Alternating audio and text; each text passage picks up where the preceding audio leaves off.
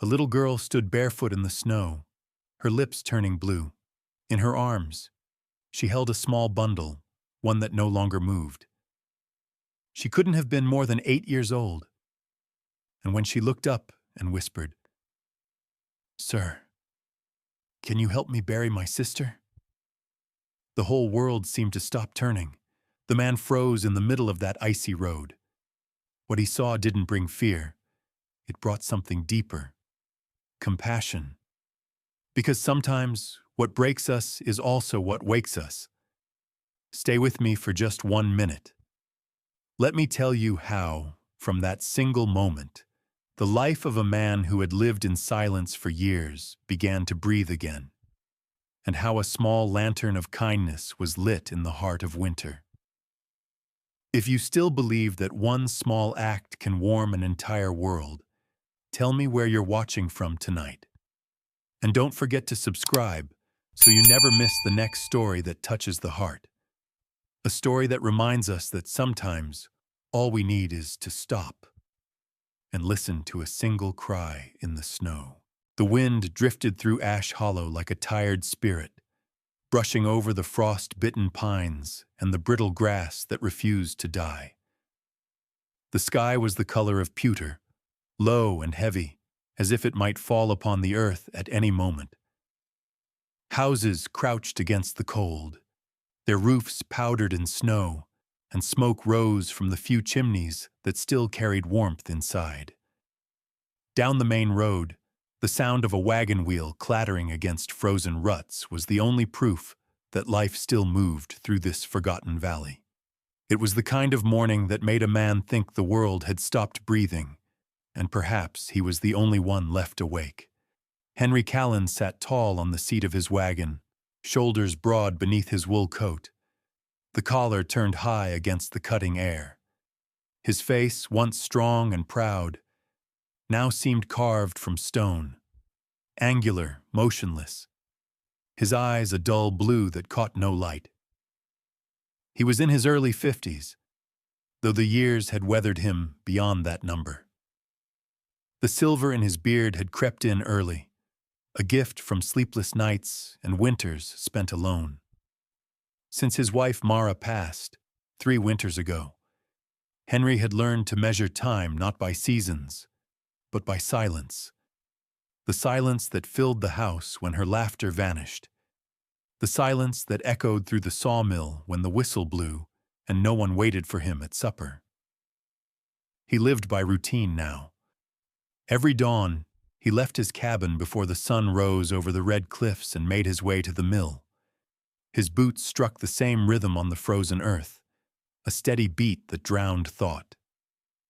The hum of the saws had become his company, the smell of pine dust, his only comfort. Men at the mill respected him. Steady, efficient, distant, they spoke of him with a kind of caution reserved for those who carried grief like an unseen weapon. Henry never raised his voice, but no one dared to speak of Mara, nor of the accident that took her from him. That afternoon, clouds rolled low across the mountains, pressing the daylight thin. Snow began to fall again, quiet at first, then heavier, flakes catching on his coat and melting against the worn leather of his gloves. Henry urged his horse, a dark gelding named Flint, through the edge of town. The wooden storefronts of Ash Hollow stood half empty, a shutter swinging here, a lantern flickering weakly there. He thought of stopping for coffee at the saloon, but the idea of hearing laughter he couldn't join sent him on his way. The road curved toward the outskirts where 2 abandoned barns leaned against each other like old men sharing secrets.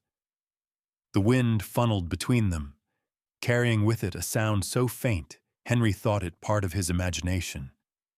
A sound that didn't belong to the cold or the creak of the wagon. It was soft, broken, the sobbing of a child. He pulled on the reins. Flint snorted, the breath from his nostrils curling white in the air. Henry listened again. The crying came and went with the wind, fragile but certain. He climbed down, boots sinking into snow that hid patches of frozen mud, and followed the sound. Between the barns, the light dimmed to gray. The air smelled of dust and old hay, and somewhere water dripped from a broken gutter in a slow, steady rhythm. At first he saw nothing, then his eyes adjusted, and there she was. A small figure crouched near a pile of discarded boards, her back to him, shivering. The girl couldn't have been more than 8. Her hair was a tangled chestnut mess. Long strands stuck to her cheeks with tears and melting snow. She wore a faded calico dress torn at the hem, a man's wool coat several sizes too big hanging off her narrow shoulders. Her bare feet pressed into the slush, red and raw.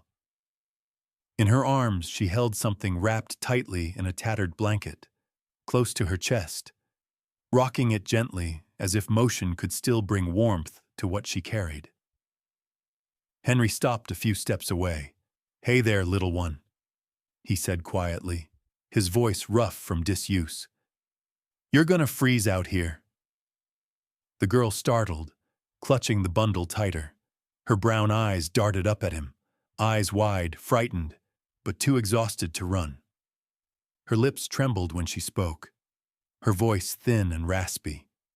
She won't wake up, mister. My sister's cold. I tried to keep her warm, but she won't wake up." Henry's breath caught. Snow landed on his hat brim and melted down his neck, but he didn't move. The girl's words fell like stones into the hollow of his chest, stirring something long buried. "Can I see her?" he asked gently. She hesitated, her small arms tightening protectively around the bundle. "Please," she whispered, "if you can you bury her right? I ain't got no money, but I can work. I'll pay when I grow up." Henry felt the world narrow until it was only the child and that blanket. He took one slow step forward, then another, lowering himself to one knee so his eyes met hers. Up close he could see the dirt on her face, the cracked lips, the stubborn flicker of hope still clinging to her expression. "What's your name, sweetheart?" "Lila," she said. "All right, Lila." He reached out, his gloved hand trembling slightly. "Let me help your sister, okay?" She studied him for a long second, the lines on his face, the sadness that mirrored her own, and something in her gaze softened. With a tiny nod, she loosened her grip and unfolded the blanket just enough for him to see. Inside lay a toddler, maybe 2 years old, with golden curls matted against her forehead. Her small face was pale as milk, her lips tinged blue. Henry's heart clenched at the sight. He took off his glove and, with calloused fingers, touched the child's wrist. Her skin was cold, but beneath it, there. A faint flutter, like the wing of a trapped bird. "She's alive," he breathed. Lila blinked, confused. "Alive?" Henry nodded. "Barely, but yes, we have to get her warm, right now." He stood, wrapping the blanket tighter around the little one, and lifted her into his arms. The girl followed close, her small hands gripping his coat. They moved quickly through the snow toward the wagon. Henry climbed aboard, setting the baby carefully in his lap and motioning for Lila to sit beside him. The road ahead blurred with falling snow. Henry snapped the reins. Flint surged forward, hooves pounding the frozen ground. The wagon rocked and creaked, the storm swallowing their path. But Henry kept his eyes fixed ahead. He could feel the fragile pulse beneath the blanket, fading and returning like a dying ember. Beside him, Lila watched in silence, her eyes wide with fear and wonder. Every now and then, she whispered to the bundle, "Hold on, June. Hold on." Henry glanced at her. "June, That's her name? Yes, sir. June. Pretty name, he murmured, then turned his face toward the horizon, where the faint light of Mercy Hill flickered in the distance. The wind rose, sharp as a blade, carrying the faint smell of pine and smoke.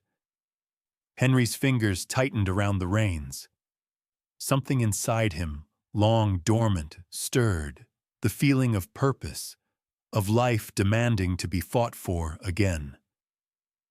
He didn't know yet that this night would mark the turning point of his years of silence, or that the echo of a child's cry would one day become the sound that healed him. As the wagon disappeared into the storm, the barns behind them faded from view, and the snow kept falling, soft, relentless, and full of the promise that even in the coldest hollow, warmth could be found again. The wind moaned across the plains as the wagon jolted forward through the snow, the world around them blurred in shades of gray and white. Henry's hands trembled on the reins, his breath turning to mist before his face, each exhale mingling with the steam from the horse's muzzle. The gelding, Flint, strained against the harness, his dark coat flecked with ice, nostrils flaring as he pulled the wagon up the ridge road toward Mercy Hill. Inside Henry's coat, the small bundle of blankets pressed against his chest barely moved. He could feel the faint flutter of the baby's heartbeat, fragile and uneven, and beside him, Lila clutched the edge of the seat, her little hands stiff from cold but refusing to let go. They rode in silence except for the crunch of hooves on the frozen path and the distant howl of wind sweeping down from the canyon. Lila's hair blew across her face. Her eyes never left the bundle in Henry's arms. Every few moments she whispered, "Hold on, June. Please hold on." Her voice small and frayed, carried away by the gusts before they reached his ears. Henry glanced sideways at her, at the defiance in her trembling jaw, and something inside him stirred. A quiet ache he hadn't felt in years. He wondered how long she'd been walking those roads alone, how many nights she'd whispered those same words into the dark without anyone answering. When the first lights of Mercy Hill came into view, they were dim and far apart, like the eyes of weary watchmen.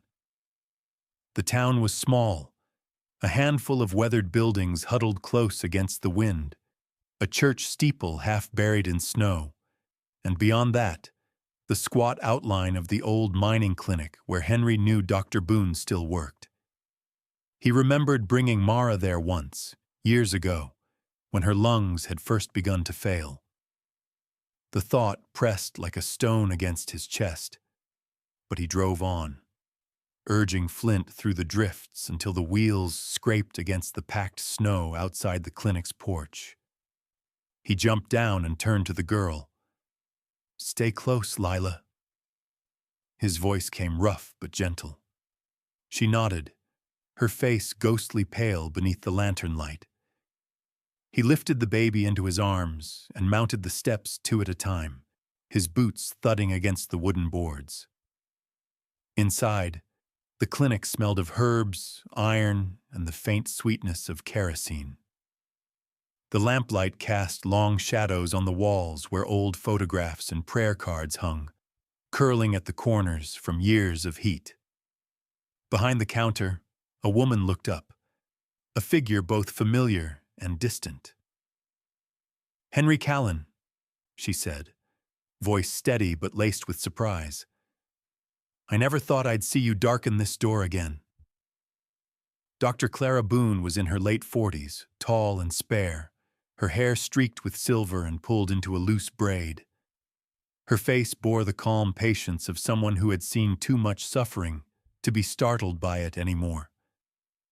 Yet when she saw what Henry carried, her composure faltered. She hurried forward, her long coat swaying like a curtain. "What happened?" "Found her near the barns outside Ash Hollow," Henry said, still breathing, but barely. Clara pulled back the blanket with practiced care. The baby's lips were cracked, her tiny ribs visible through paper-thin skin. Malnourished, hypothermic, Clara muttered, half to herself. Bring her here. Henry laid the child gently on the narrow bed beside the stove, where Clara's hands moved quickly, checking pulse, lifting eyelids, wrapping the small body in heated cloths. Lila stood frozen near the door, her wide eyes glistening under the lamplight. "She's my sister," she whispered. "I didn't mean to make her sick. I tried to feed her first. I always did." Clara paused for a moment, her stern expression softening. "You did everything you could, sweetheart," she said quietly, then turned back to her work.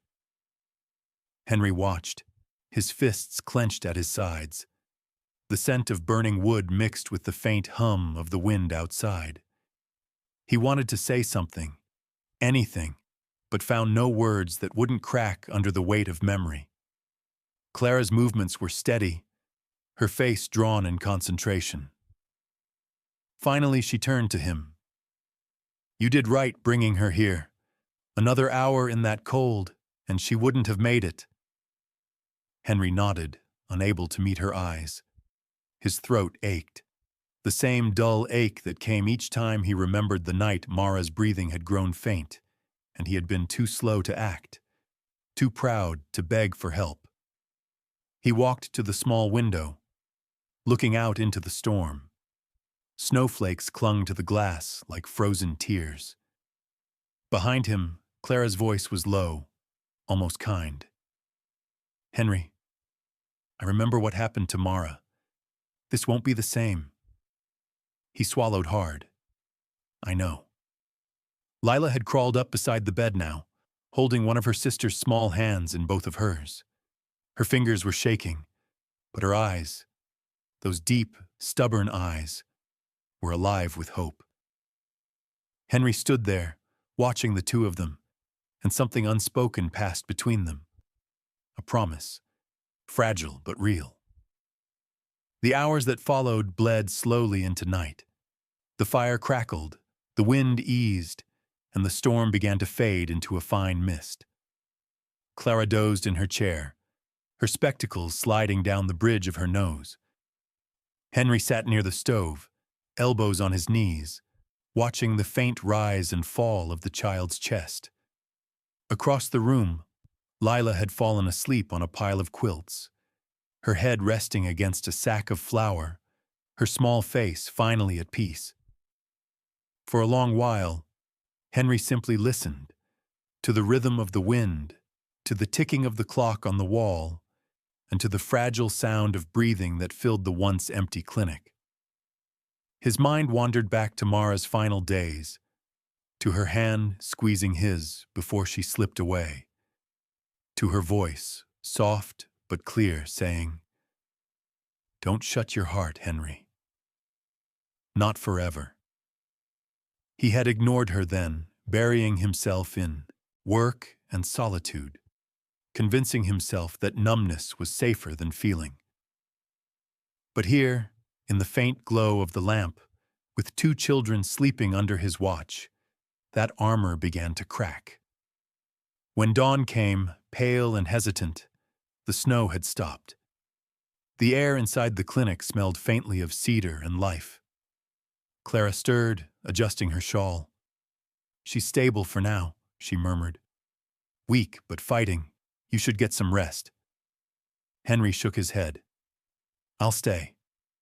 Clara studied him for a moment, then gave a tired smile. "You always were a stubborn man." He returned it faintly. "Takes one to know one." She laughed softly, a sound that felt out of place yet strangely healing. Then she added, almost as an afterthought, "The girl, Lila, she trusts you, you know. That's rare." Henry looked toward the quilts where the child slept, her hair spread across the fabric like a dark halo. "Maybe she sees something I don't." Clara leaned back in her chair, her eyes closing again. Maybe she just sees the man her wife knew you could still be. Henry said nothing.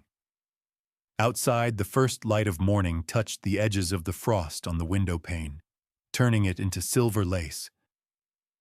Flint stamped his hooves impatiently in the yard, his breath rising in slow clouds. Somewhere beyond the hills, a raven cried, a lonely sound that faded into the stillness. Henry reached for the lantern on the table, turning the flame down low. The soft light flickered over the small faces before him, the baby's fragile body wrapped in cloth, the older sister curled close beside her, and he understood, without quite knowing why, that his life had just shifted, not by thunder or miracle, but by the quiet insistence of two children who had walked straight into the hollow of his heart. The wind outside began to move again, gentler this time, as if carrying word that something had changed in Mercy Hill, that a man who once forgot how to feel had begun, tentatively, to remember. The storm had eased by the time the lamps in the clinic burned low, but the wind still whispered along the windows, brushing the glass like a weary hand. The world outside was a dim expanse of white and silence, broken only by the groan of the rafters and the soft, fragile breathing of a child fighting for her life. Henry sat near the hearth, his shoulders hunched forward, the glow of the fire turning his worn features to bronze. Across the room, Clara Boone moved in steady rhythm, warming towels by the stove, checking the child's pulse, pouring thin broth into a tin cup she barely hoped to use. The scent of boiled herbs and smoke filled the air, a mingling of mercy and exhaustion. The baby lay beneath a pile of wool blankets, her tiny face pale against the coarse fabric, her lips cracked but no longer blue. Henry had carried many burdens in his years, logs heavier than men, debts, regrets, but nothing had ever felt as fragile as the weight of that small, silent body. Lila sat at his side, her legs drawn to her chest, one hand gripping the edge of his coat. She hadn't spoken in hours, her brown eyes fixed on her sister, as though watching might keep her alive. Occasionally she'd whisper something too faint to catch, a song perhaps, or a prayer learned long ago from a grandmother now gone. Clara glanced at Henry over her shoulder, her voice hoarse from long hours. She's starving, half frozen. If you hadn't brought her now, she wouldn't have made it till morning. She didn't say it as praise. It was fact, plain and heavy as the snow pressing against the roof. Then she leaned over the crib again, brushing a damp lock of hair from the baby's forehead. "What's her name?" Lila looked up, her voice barely a breath. "June."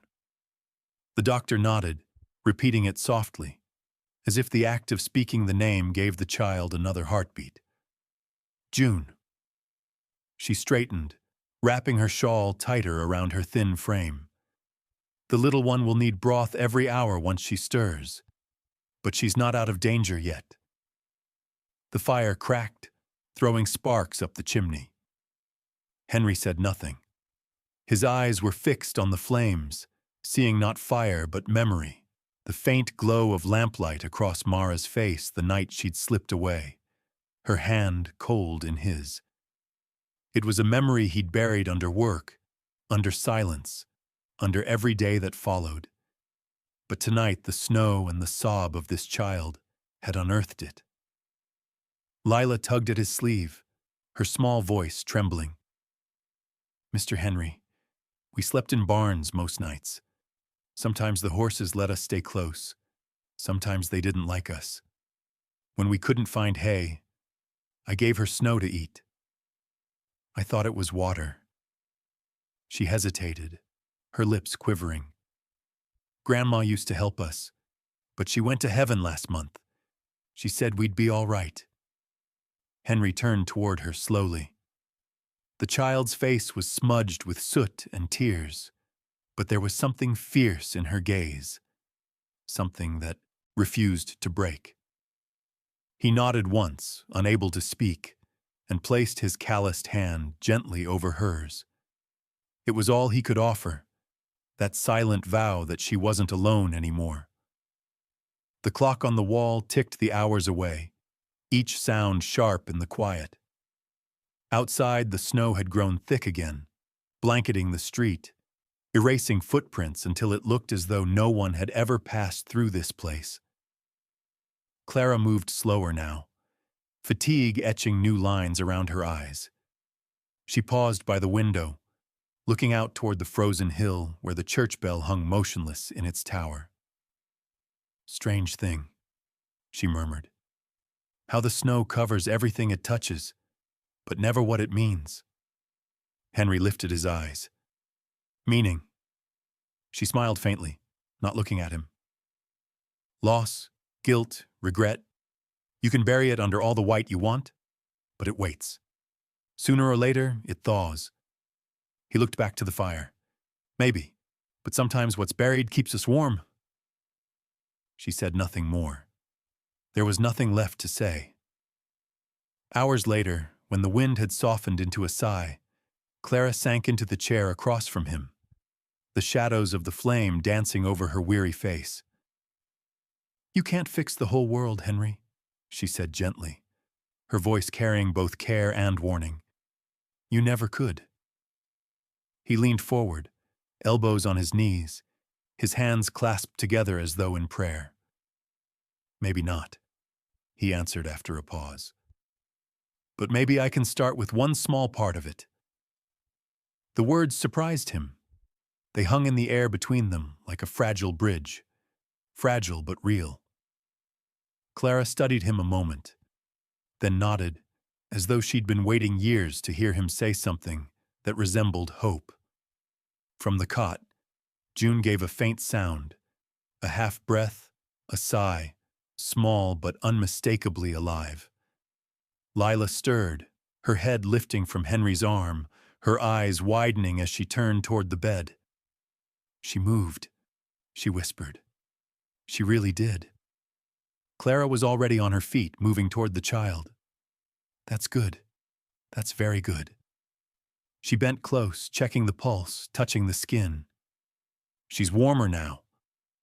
Henry exhaled deeply, the air leaving his lungs like a prayer he hadn't realized he'd been holding. For the first time that night, something in his chest loosened. Lila leaned into him, pressing her face against his sleeve, and he rested his rough hand gently atop her tangled hair. The lamp on the table flickered as the last of the oil burned low. Outside, the storm had settled into a hush so deep it seemed the world itself was listening. Snowflakes drifted against the window pane, melting and sliding down like tears, soft reminders that some things, no matter how cold they begin, still find a way to melt back into life. In that quiet room, 3 hearts, wounded, weary, and waiting, kept their own uneven rhythm, and if anyone had passed by that lonely clinic in Mercy Hill, they might have seen through the window not just a doctor, a widower, and 2 lost children, but the faint shimmer of something that had long been missing from that place. The light of people who still dared to care. The night grew long, and by the time the clock struck 2, Henry had fallen half asleep beside the fire. Clara's head tilted against the wall, her spectacles resting on her chest. Lila lay curled on the rug near her sister's bed, her small hands folded as if in prayer. Outside, the snow continued its quiet work, erasing the marks of the wagon wheels that had brought them here, but not the weight of what they carried inside. For some memories, Henry thought, were not meant to be forgotten. They were meant to be shared, softened by time, and carried forward into something new. And as the last ember dimmed, he thought he heard Mara's voice again, not sorrowful this time, but calm, almost proud, whispering somewhere deep within the crackle of the fire. See, Henry. You remembered. The thaw came slow that winter, reluctant and uncertain, as if even the season itself was afraid to let go. Snow melted into puddles along the road, leaving behind the scent of damp earth and wood smoke that clung to every doorway in Mercy Hill. Inside the clinic, where the smell of pine soap and old medicine lingered, June stirred for the first time, her fingers twitching weakly in the half-light. Lila was there to see it, her face breaking into a smile so fragile it seemed afraid to exist. Her laughter came next, thin, breathy, uncertain but alive, and in that small sound, something inside Henry found its rhythm again. He didn't smile often, but that morning, watching Lila tuck the blankets around her sister with the care of a mother twice her age, his lips curved in silence. Life, he thought, was a stubborn thing. It wanted to keep breathing. Yet Mercy Hill was a town that forgot kindness faster than it forgave misfortune. By the end of the week, the whispers began, quiet at first, then louder as the gossip took shape. At the feed store over coffee near the church steps, "He's gone soft. Taking in strays like that? A widower living alone with 2 girls that ain't his blood?" The words traveled faster than wind, carried on the same tongues that once praised Henry for his hard work and steady hands. It didn't matter that he'd saved 2 lives. In towns like this, good deeds were examined like stains, scrubbed for motives until the color of decency wore thin. Henry heard the talk, but said nothing. He spent his days tending the horses, mending fences, and hauling wood to the clinic where Clara kept watch over the girls. Flint, his black gelding, followed him everywhere, snorting softly as if sensing his unease. Some nights Henry found himself pausing at the porch rail, looking at the lamps glowing faintly in the distance, wondering how Mercy could ever feel so heavy. It was on one of those evenings that a carriage arrived from the county office, wheels creaking over the thawing mud. From it stepped Evelyn Shaw, a woman built of angles and rules. She was somewhere in her 50s, tall and upright, her dark coat pressed sharp, her hat trimmed with a gray ribbon that matched the streak in her hair. Her eyes, a pale blue gone colder with years of duty, swept over Henry's homestead as if measuring it for judgment. "You can't keep them," she said, before he even asked her inside. Her voice had the weight of paperwork and procedure. "The county's already begun arrangements. They'll be placed with a proper family." Henry's hands rested on the porch rail, rough and steady. "Proper family," he repeated slowly. "Ain't family something you build, not something you're handed?" Evelyn adjusted her gloves, unimpressed. "That's not how the law works, Mr. Callan." Her tone wasn't cruel. It was weary, the tone of someone who had long ago traded compassion for control. Behind her, words lay something almost human, the ghost of a woman who'd once cared too deeply and paid for it. Clara appeared in the doorway then, her face lined with fatigue but her voice calm. "Evelyn," she greeted, "you still quoting rules written by men who've never met the people they condemn?" The county officer frowned. "I'm quoting the law, Dr. Boone. You know it as well as I do. The man's a widower, lives alone, spends his days in a mill. What happens when his grief returns? When the novelty wears off?" Henry's jaw tightened, the muscles in his face hard as timber. "They ain't a novelty," he said quietly. "They're what's left of decency in this world, and I ain't about to let it be taken away again." For a moment, Evelyn's expression softened. She looked past him, through the doorway, where Lila was sitting on the floor beside June's bed, holding her sister's hand and humming under her breath. The sight made the older woman hesitate, her lips parting as if to speak, but duty reclaimed her before mercy could win.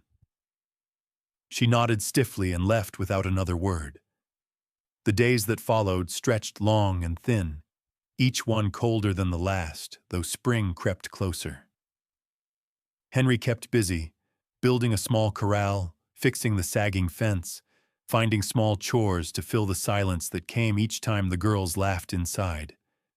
But the worry stayed, a constant presence that followed him like his own shadow.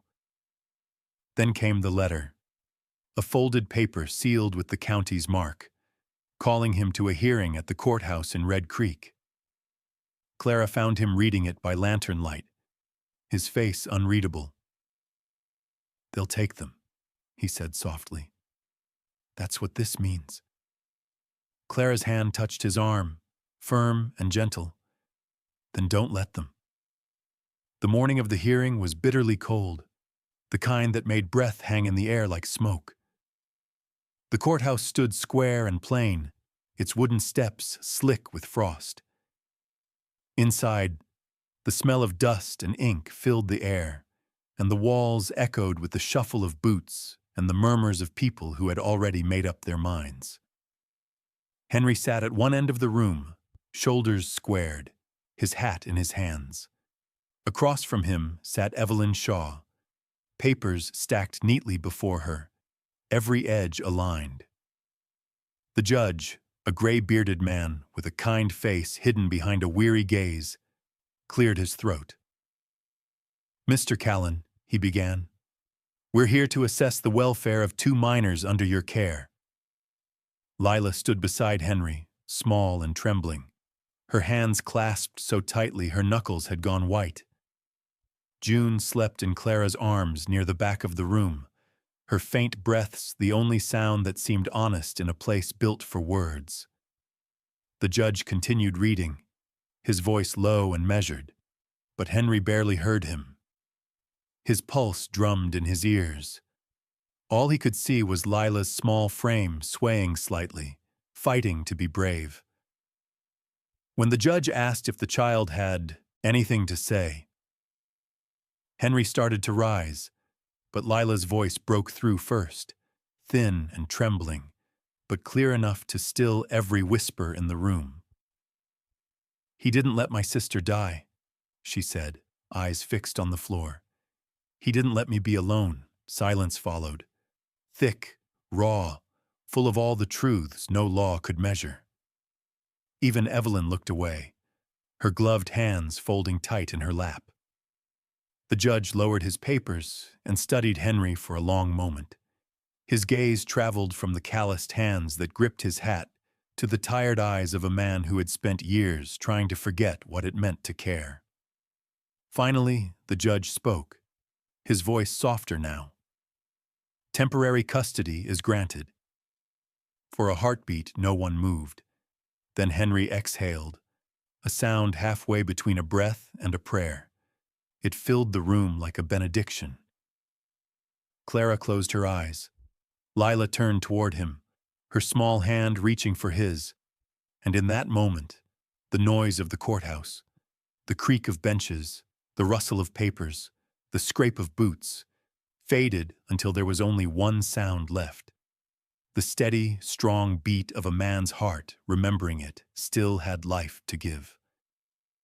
Outside, snow began to fall again, soft, unhurried, and full of grace, as if the heavens themselves had decided that mercy was worth breaking their silence for. Spring came shyly to Mercy Hill that year, as if afraid to disturb the silence winter had left behind.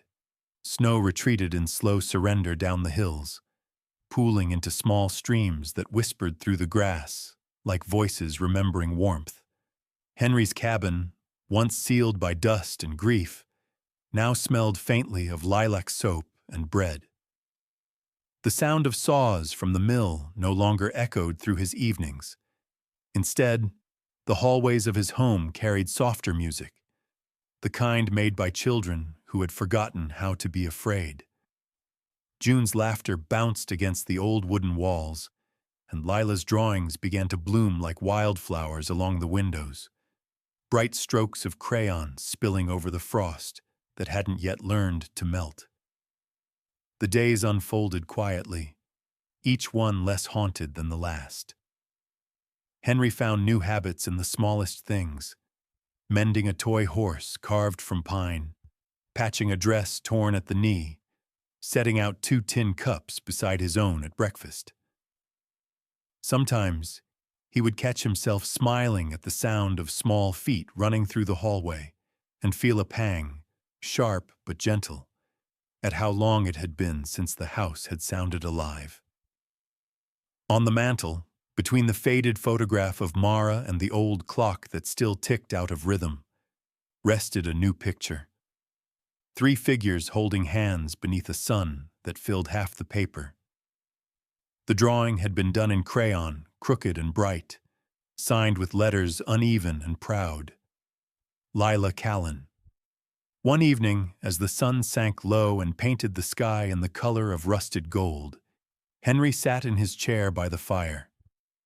The warmth glowed against the wood-paneled walls, and the steady hiss of burning pine filled the quiet. Lila climbed onto his lap, her small hands clutching the edge of his shirt.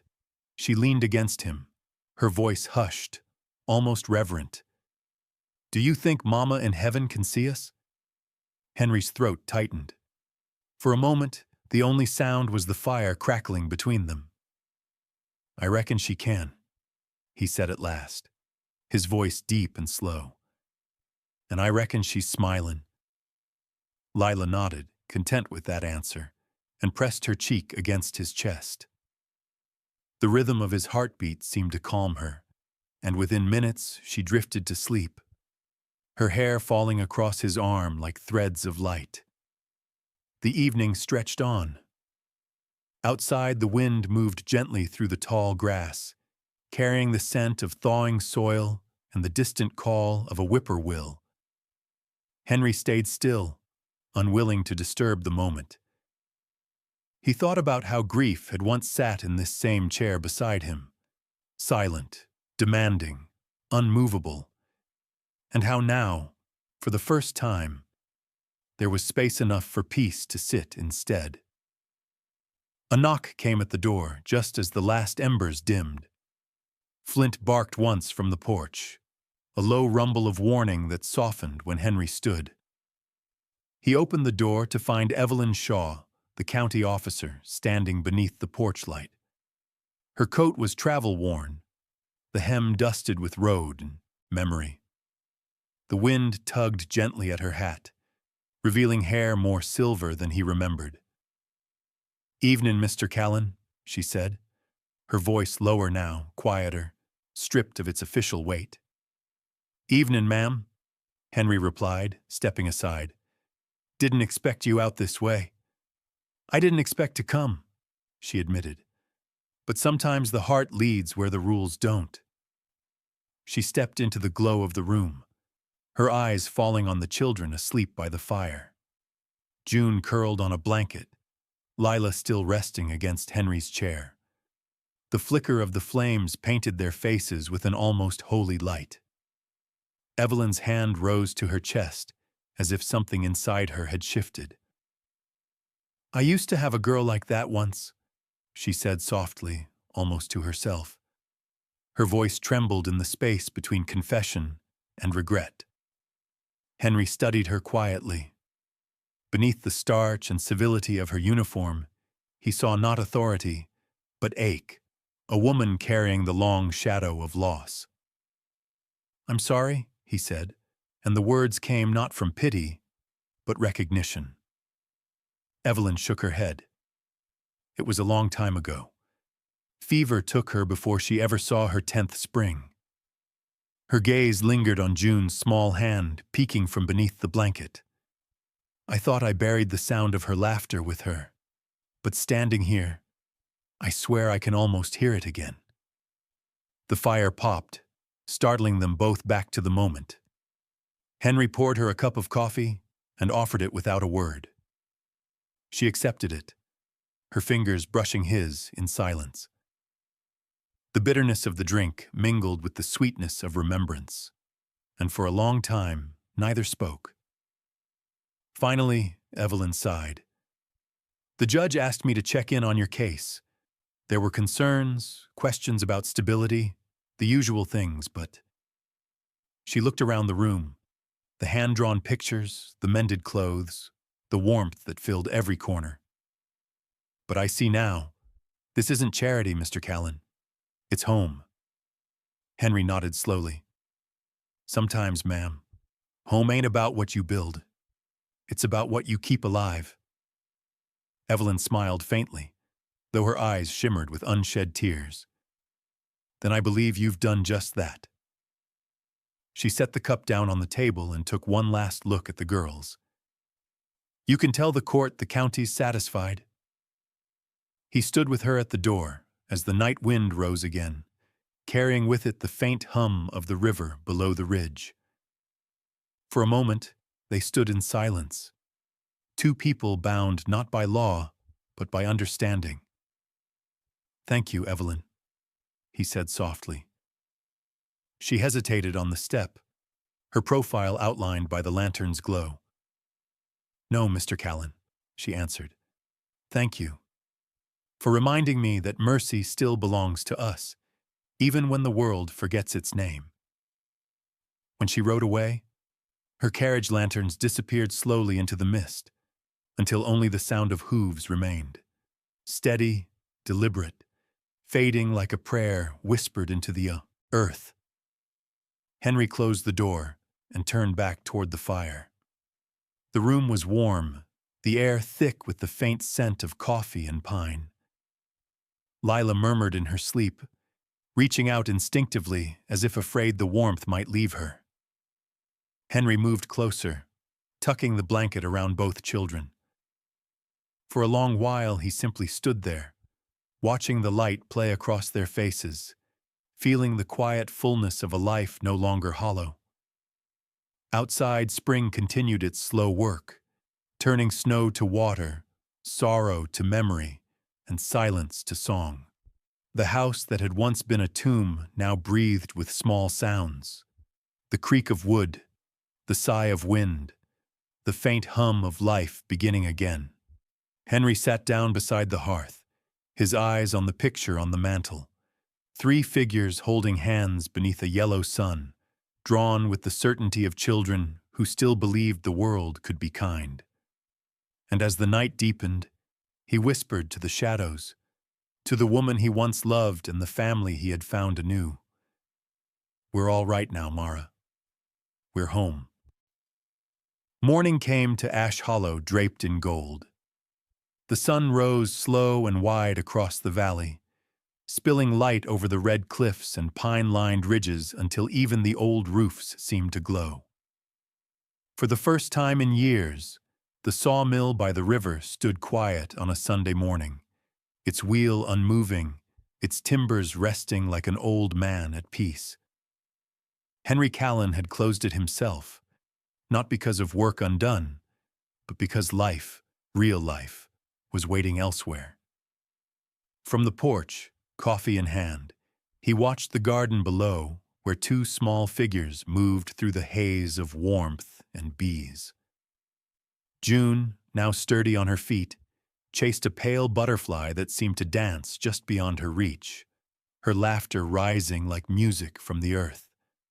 Lila stood near the fence, careful and patient, watering a row of marigolds she had planted with Clara's help. The flowers caught the morning light like small suns, their petals trembling with dew. Henry leaned back in his chair, the wood creaking softly beneath his weight, and let the scene settle into his bones. The old ache in his chest, once sharp as splinters, had dulled into something gentler, a quiet gratitude that felt almost holy.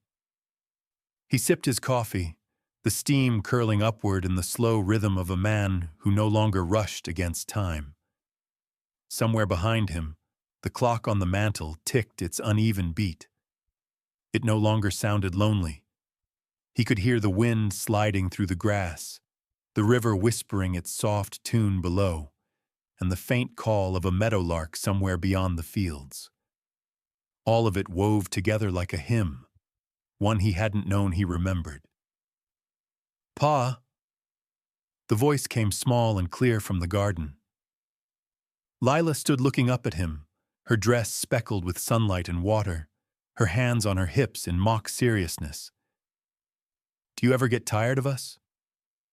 Henry smiled, a slow, quiet curve that seemed to carry every mile he'd walked to reach this peace. The sun warmed the lines of his face, softening the years they'd carved. "Tired of you?" he said. "You're the reason I wake up, darlin'. The reason this old house breathes again." Lila giggled, tilting her head. "Even when June spills milk on your boots?" He chuckled low. "Even then." The sound of their laughter drifted through the yard, mingling with the hum of bees and the rustle of wind in the trees. From where he sat, Henry could see the old swing he'd hung from the pine, swaying gently in the breeze, empty now, but waiting. It reminded him of the way Mara used to hum when she was hanging laundry, how she'd look over her shoulder and smile at him without saying a word. The memory no longer hurt. It felt like sunlight filtered through the years. Later that afternoon, Clara stopped by with a basket of bread and preserves, her sleeves rolled up, her hair loose from its usual braid. She stayed for coffee, watching the girls chase each other across the yard while she spoke softly with Henry about the harvest, about how the valley had grown quiet since the snow melted. When she left, she touched his shoulder and said, "It's good to see the house alive again." Henry only nodded, too full for words. As the day waned, the light shifted to amber, and the air took on that soft hum that comes before the crickets begin their song. The girls were inside now, their laughter echoing faintly as they argued over which story Henry should read that night. He stood by the window, lantern in hand, the old brass handle cool against his palm. For years, it had sat unused, collecting dust on the shelf. Mara's lantern, the one she used to light and place by the window whenever he worked late at the mill, so he'd never lose his way home. He struck the match, and the flame caught quick, blooming into a warm glow that filled the glass with gold. He set it by the window, same as she once did, and for a moment he could almost see her there, her outline soft in the fading light, her hand resting where his now was. Outside, the wind carried the scent of pine and distant rain. The valley shimmered beneath the dusk, every blade of grass bent in reverence to the coming night. Henry closed his eyes and whispered a prayer, not the kind born of fear or pleading, but one of thanks. For the warmth, for the laughter, for the strange and simple grace of being needed again. Behind him, Lila's voice called, "Pa, are you comin'?" He turned, the lantern's light brushing his face. "Be right there," he said, and his voice held that soft edge of peace that comes only after long winters of silence. He lingered a moment longer, watching the flame sway behind the glass. Outside, 2 fireflies blinked near the porch, their light rising and fading like the beating of a gentle heart. Somewhere in the distance, the river murmured its endless song, carrying with it the stories of those who'd learned, at last, to let go of sorrow and hold on to love. When he finally stepped away from the window, the lantern remained, its glow steady, patient, alive.